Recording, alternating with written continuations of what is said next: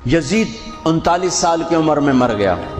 اس کا بیٹا بھرپور جوان 19-20 سال کی عمر میں 3 بر اعظم کی خلافت پر بیٹھا. عمر کتنی؟ 18-19 سال. جوانی، پاگل پن، بے ہوشی. 40 دن حکومت کی. 40 دن.